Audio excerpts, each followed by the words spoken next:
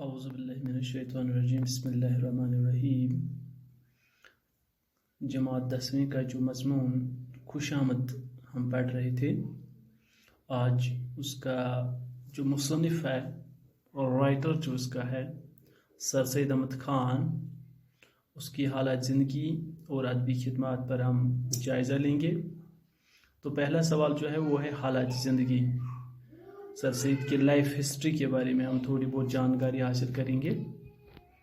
سر سید تو ایک شخصیت ہی نہیں بلکہ یہ ایک بہت بڑی تحریک کے طور پر جانی جاتی ہے۔ تو سر سید خود ایک شخص نہیں بلکہ ایک تحریک کا نام ہے۔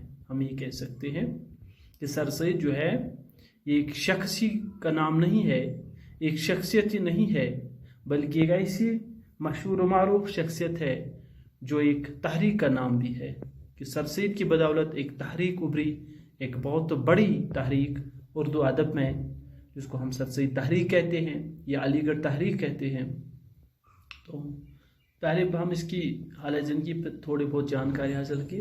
سر سید 17 اکتوبر 1817 عیسوی کو دہلی میں پیدا ہوئے، یعنی 1817 عیسوی کو دہلی میں سر سید احمد 17 اکتوبر کو پیدا ہوئی۔ ان کے آباء و اجداد کا تعلق مغلیہ سلطنت سے بہت قدیم تھا، چونکہ سر سید کے جو آباء و اجداد تھے ان کا تعلق مغلیہ سلطنت سے تھا۔ ان کے دادا اور والد نے مغلیہ سلطنت سے بہت سے اعزازات حاصل کیے، اور ان کے جو دادا پردادا تھے جو مغلیہ سلطنت سے ان کے جو آباء و اجداد کا جو تعلق تھا، وہاں وہ کافی عزت کی نگاہوں سے ان کو دیکھا جاتا تھا، اور وہاں پر ان کو کافی اعزازات بھی حاصل کیے۔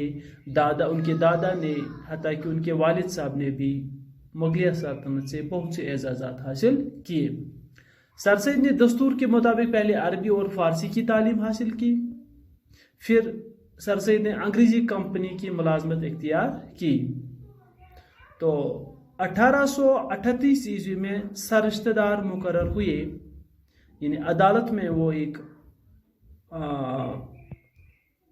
عہد ہوتا ہے، ایک ملازمت جو تھی، سررشتہ دار یعنی منشی کے طور پر انہوں نے وہاں پر کام کیا اور اپنی لیاقت اور محنت سے جج کے عہدے تک پہنچے۔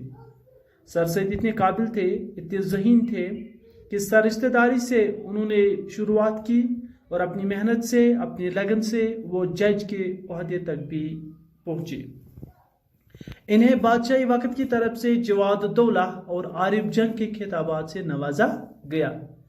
یہ اس وقت کا ایک شیڈول تھا، ایک رواج تھا کہ جو کوئی شخصیت اثر انداز ہوتی تھی، جب کوئی شخصیت کوئی اچھا کام کرتی تھی تو اس کو حکومت کی طرف سے، بادشاہ کی طرف سے اعزازات ملتے تھے، خطابات ملتے تھے۔ تو انہیں جواد الدولہ اور عارف جنگ جیسے خطابات دیے گئے۔ آپ 1866 عیسوی میں ولایت چلے گئے، یعنی وہ برطانیہ چلے گئے 1866 عیسوی میں، 1866 میں وہ ولایت چلے گئے، وہ برطانیہ چلے گئے۔ آپ نے 1898 عیسوی میں علی گڑھ میں انتقال کیا۔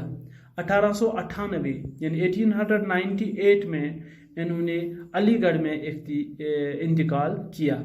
علی گڑھ میں وہ اس دنیا سے چلے گئے اور علی گڑھ میں ہیں، اور وہیں کالج کے احاطے میں دفنائے گئے، اور اسی کالج کے احاطے میں انہیں دفنایا گیا۔ تو یہ تھی سر سید کی حالت زندگی۔ تو انشاءاللہ کل اس کی ادبی خدمات کا جائزہ لیں گے۔ شکریہ۔